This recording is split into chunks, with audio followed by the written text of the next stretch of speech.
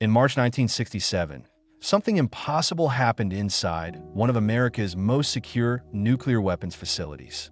At Malmstrom Air Force Base in Montana, intercontinental ballistic missiles sat underground, armed and ready. These weapons were designed to survive nuclear war itself. Nothing was supposed to disable them. But that night, radar operators detected an unknown object hovering above the base. It wasn't an aircraft. It wasn't a helicopter. It made no sound. It simply stayed there. Moments later, deep underground, launch officers watched in disbelief as warning lights began turning red. One missile went offline, then another, then another. Within minutes, 10 nuclear missiles, each in separate, hardened silos, were completely disabled. No explosión, no sabotage, no system failure that engineers could explain. At the surface, guards reported a glowing object hovering silently above the facility. And underground, the most powerful weapons on Earth were suddenly useless. The incident was classified. The officers were ordered to stay silent.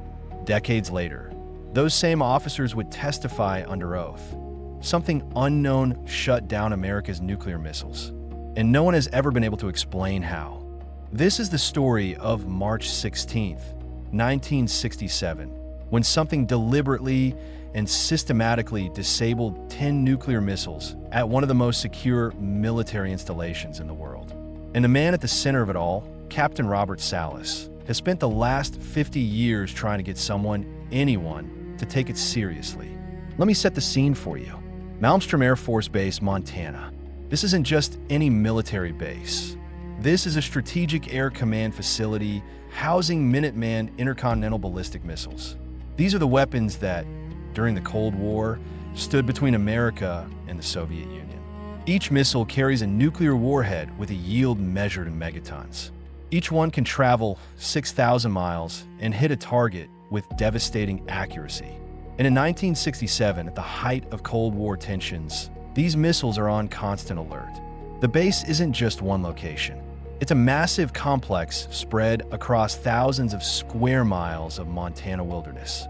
Underground, buried beneath tons of concrete and steel, are the launch control facilities, bunkers where officers monitor the missiles 24/7. These facilities are called capsules, and they're designed to survive a direct nuclear strike. They're deep underground, accessed by elevator, sealed behind blast doors that weigh several tons. Once you're inside a capsule, you're in one of the most secure locations on Earth. Each launch control facility monitors 10 missile silos scattered across the landscape, each silo miles apart from the others. The silos themselves are underground bunkers, each containing a single Minuteman missile standing upright, fueled, armed, and ready to launch on presidential command. These silos are hardened against nuclear attack, designed to withstand massive overpressure, electromagnetic pulses, and direct strikes. They have independent power systems, redundant communications, and multiple layers of security. Nothing, and I mean nothing, is supposed to take these missiles offline. They're built with that specific goal: survive everything, stay operational no matter what. On the night of March 16th, 1967, Captain Robert Salas is on duty in the Echo Flight Launch Control Facility. He's underground with another officer, First Lieutenant Fred Maywald. It's a routine shift. Boring, actually. You sit in this capsule, you monitor systems, you wait for orders that you pray will never come. The Cuban Missile Crisis was just 5 years earlier. Nuclear war isn't abstract. It's a genuine possibility that these men train for every single day. Above ground, security personnel patrol the facility. These aren't regular guards. These are Air Force security specialists, heavily armed, trained to protect nuclear weapons. Nothing gets past them. Around 3 a.m., the phone rings in the capsule. It's the topside security guard, and he sounds shaken. He reports that he and other guards are seeing something strange in the sky above the facility. A red, glowing object. It's not moving like an aircraft. It's hovering, completely silent, directly above one of the missile silos. Salas tells him to keep watching and report back. He's thinking it's probably a helicopter, maybe a weather balloon, something with a mundane explanation. But a few minutes later, the guard calls back. and this time he's genuinely frightened. The object is still there, still hovering. It's glowing bright red, and now it's closer to the ground. The guard is scared. This is a trained military security specialist, armed and prepared for threats, and he's scared. That gets Salas's attention. He tells the guard to make sure the site is secure, to stay alert, and to keep him informed. And then, while Salas is still on the phone, the alarms start going off. In the launch control facility, there's a massive status board showing all 10 missiles under their command. Green lights mean operational, ready to launch. Red lights mean offline, non-operational. As Salas watches, one of the lights turns red. A missile has gone offline. Then another light turns red. Then another. This shouldn't be possible. These missiles have independent systems. They're in separate silos miles apart. There's no single point of failure that could affect multiple missiles simultaneously. But the red lights keep coming, one after another after another. Within seconds, all 10 missiles under Echo Flight's command are offline. Every single one. The status board is entirely red. Salas and Maywald are stunned. They immediately begin emergency protocols, checking systems, trying to figure out what's happening. The missiles haven't launched. That's the first concern, and thankfully, that hasn't happened. But they've all gone into no-go status. They're completely inoperable. You couldn't launch them even if you wanted to. Above ground, the guards are still reporting the glowing object hovering over the site. And underground, 10 nuclear missiles have just mysteriously shut down. Salas reports the situation up the chain of command. The response is immediate and intense. Maintenance teams are scrambled. Engineers are called in. Security is heightened across the entire base. And everyone is asking the same question. How the hell did this happen? But here's where it gets even stranger. Echo Flight wasn't the only flight affected that night. About a week later, on March 24th, the same thing happened at Oscar Flight, another launch control facility at Malmstrom. Captain Eric Carlson and First Lieutenant Walt Figel were on duty when their missiles started going offline, one by one, just like at Echo Flight. And just like at Echo Flight, security personnel reported seeing a UFO hovering above the facility. At Oscar Flight, Figel immediately called the maintenance crews at the individual silos to find out what was happening. The maintenance team at one silo reported that they had seen a large, glowing object hovering directly above them just before the missile went offline. The object then moved to another silo, and that missile went offline. Then it moved again, and another missile shut down. It was systematic, deliberate. The object was moving from silo to silo, and as it visited each one, that missile would go offline. Within minutes, all of Oscar Flight's missiles were down. 10 missiles at Echo Flight, 10 missiles at Oscar Flight, 20 nuclear weapons disabled within a week at one of America's most secure bases, with UFOs reported at both incidents. The Air Force launched an immediate investigation. Engineers swarmed over the missile systems, examining every component, every circuit, every connection. They were looking for a technical failure, a common malfunction, anything that could explain how all these missiles went offline simultaneously. And they found nothing. No common failure, no sabotage, no technical explanation. The missiles had just stopped. The guidance systems, the targeting computers, the power systems, all of them had experienced something that the engineers called logic coupler failures. But there was no reason for those failures. The components weren't damaged. They hadn't been tampered with. They just failed all at once in multiple independent systems. Boeing, the contractor that built the Minuteman missiles, sent their top engineers. They couldn't explain it either. These systems were designed with massive redundancy. They were hardened against electromagnetic pulses from nuclear explosions. They had backup systems and backup systems for the backup systems.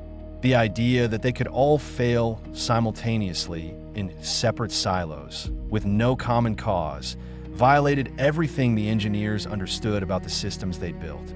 One engineer reportedly told investigators, "It's as if something reached down from above and just turned them off." The official conclusion? Unknown cause. The incidents were classified. The officers involved were told not to discuss what had happened. And for decades, that's where the story ended. Officially, nothing happened. The incidents were buried in classified files, and the witnesses were silenced. But Robert Salas didn't forget. He couldn't forget. He'd been there underground, watching as 10 nuclear missiles went offline while guards above him reported UFOs. He knew what he'd experienced, and he knew there was no conventional explanation. In the 1990s, after retiring from the Air Force, Salas started speaking publicly about what had happened. He tracked down other witnesses, the guards who'd seen the objects, the other officers who'd been on duty, the maintenance crews who'd been at the silos. And all of them told the same story. UFOs had appeared above Malmstrom Air Force Base, and the nuclear missiles had shut down. In 2010, Salas organized a press conference at the National Press Club in Washington, D.C. He brought together multiple military witnesses, officers, guards, maintenance personnel, who had experienced similar incidents at nuclear facilities. They all testified, on the record, about UFOs interfering with nuclear weapons. Captain Salas testified under oath about the Echo flight incident. He provided documentation, official Air Force reports that he'd obtained through Freedom of Information Act requests. He had testimony from other officers. He had the names of witnesses who were there. Eric Carlson and Walt Figel, the officers from Oscar Flight, confirmed their experiences. Guards who'd been topside confirmed seeing the glowing objects. Even some of the maintenance crews came forward decades later to say they'd seen something hovering above the silos. The press conference made headlines, but it didn't lead to any official investigation or acknowledgement. The Pentagon's response was essentially, "We have no information suggesting that nuclear weapons were ever compromised by UFOs." But Salas had the documents. He had the witness testimony. He had the official incident reports showing that 20 missiles had gone offline. The Air Force couldn't deny the incidents happened. They just refused to connect them to the UFO sightings. So let's talk about what this means. If we take the witnesses at their word, and these are credible military officers with security clearances, not random civilians, then something with unknown origin and unknown capabilities systematically disabled 20 nuclear missiles at one of America's most secure bases. Think about the implications. These weren't accidents. The missiles didn't just malfunction. They were disabled deliberately, one by one, silo by silo, while objects were observed hovering above them. Whatever these objects were, they had the ability to locate and identify nuclear missile silos, the ability to penetrate some of the most restricted and heavily defended airspace in America, the ability to disable systems that were specifically hardened against electromagnetic warfare and nuclear attack, the ability to do all of this without being shot down, intercepted, or even identified. That's terrifying. If a foreign adversary, say the Soviet Union, had technology that could disable American ICBMs, that would be a national security catastrophe. It would mean the entire nuclear deterrent was compromised. The balance of mad, mutually assured destruction would collapse. But if it was Soviet technology, why didn't they use it? Why demonstrate that capability during a period of extreme tension and then never use it again? And how did they develop technology in the 1960s that we still can't explain or replicate today? The Soviet explanation doesn't make sense. So what's left? Some skeptics have argued that the incidents at Echo and Oscar flights were just coincidental technical failures. But the odds of that are astronomical. These were independent systems, designed with redundancy, hardened against attack. For all 10 missiles at one facility to fail simultaneously is nearly impossible. For it to happen at 2 facilities within a week, both times with UFO sightings, that's beyond coincidence. Others have suggested electromagnetic interference, maybe a solar flare or some natural phenomenon. But solar flares don't target specific locations. They don't move from silo to silo in a deliberate pattern. And the missiles were shielded against electromagnetic pulses far more powerful than anything natural. Some have proposed classified military tests. Maybe the Air Force was testing some new technology and didn't tell the launch officers. But that doesn't explain the UFO sightings by multiple independent witnesses. And it would be insanely reckless to test unproven technology on live nuclear weapons without informing the personnel responsible for them. Every conventional explanation falls apart under scrutiny, which leaves us with the unconventional explanation. Something not human, or at least not from any known human organization, deliberately disabled those missiles. But why? What was the purpose? If this was a hostile act, why not destroy the missiles? Why just disable them temporarily? The missiles were brought back online within days. The objects could have destroyed the silos if they'd wanted to. Instead, they just turned them off, like a demonstration. Some researchers believe these incidents were a warning. During the 1960s, there were multiple reports of UFOs appearing near nuclear facilities worldwide, American, Soviet, British. Objects were seen hovering over missile bases, nuclear power plants, weapons storage sites. In some cases, as at Malmstrom, the weapons were disabled. In other cases, the objects just observed. The theory is that whoever or whatever is behind these objects is concerned about humanity's nuclear weapons. They're monitoring us, and occasionally they demonstrate that our most powerful weapons are vulnerable. It's a message. We can turn these off anytime we want. Be careful with these things. If true, that's both reassuring and terrifying. Reassuring because it suggests these intelligences don't want us to destroy ourselves. Terrifying because it means we don't actually control our own nuclear arsenal. Something else does. Robert Salas believes this is exactly what happened. He said in interviews that he thinks the incidents were a demonstration, a way of showing humanity that nuclear weapons are dangerous and that we're being watched. He's become an advocate for nuclear disarmament, arguing that these incidents prove we need to reconsider our reliance on these weapons. But whether you believe Salas's interpretation or not, the core facts remain. In March 1967, 20 nuclear missiles at Malmstrom Air Force Base went offline under mysterious circumstances. Multiple military witnesses reported UFOs at the scenes. Engineers couldn't explain the failures, and the Air Force classified the incidents and ordered everyone involved to stay silent. This wasn't an isolated incident, by the way. Similar events have been reported at other nuclear facilities. In December 1980, at RAF Bentwaters in England, which we talked about earlier with the Rendlesham Forest incident, UFOs were seen hovering over the base's weapons storage area, where nuclear weapons were kept. In 1984, at Minuteman Air Force Base in North Dakota, guards reported a UFO hovering over missile silos, and several missiles experienced temporary malfunctions. In the Soviet Union, there were reports of UFOs appearing over ICBM sites, sometimes causing equipment failures. There's a pattern. UFOs appear near nuclear weapons. Systems malfunction. The incidents are classified. Witnesses are silenced. And officially, none of it ever happened. In 2010, the US government released some documents about UFO incidents at nuclear facilities through FOIA requests, but heavily redacted. You can see the reports, you can see that something happened, but all the key details are blacked out. What are they hiding? If these are just technical malfunctions, why classify them for decades? Captain Salas has spent the rest of his life trying to get answers.